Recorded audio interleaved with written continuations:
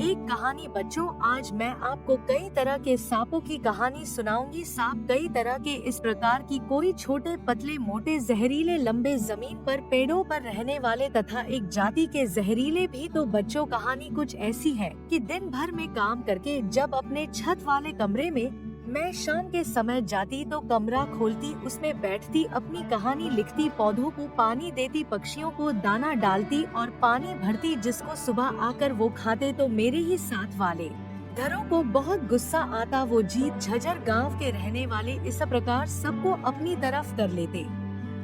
उसी कमरे में अकल के दोस्त भी आकर उनके साथ रात के समय एक घर घटा बैठते। अब हमें किसी कौन पता चले कि वही कमरे में पीछे एक डिब्बे में सांप भी बैठा है। धन जब रात को हम बंद करके चले आते तो वह चूहे की तलाश में रेंगता और सुबह फिर अपने डिब्बे वाले घर में बैठ जाता। एक दिन सांप को बहुत गुस्सा आया और सांप ने अपनी शक्ति से, वर्षा ऋतु का आगमन हुआ, जब खूब बारिश आई तो वह कमरा पानी से भर गया। वयों की नाली के बंद होने पर हुआ तो मैं उसमें लुटने पानी तक चली गई। कोने में सांप का डिब्बे का बना घर था, वहीं से पानी बाहर निकल रहा, लेकिन सामान सारा खराब होने के कारण जैसे ही मैंने अपने डिब्बे को देखा तो गुस्से में सांप अपना मुंह निकालकर ऊंचा कर देख रहा। इतने में एक सांप पकड़ने वाला गांव से एक लड़का आया, उस सांप कोट ले गया और बाहर छोड़ आया। इसलिए बच्चों, कभी गुस्सा नहीं करना चाहिए। गुस्से में पड़ोस की महिला ने सांप को हमारे कमरे में डलवाया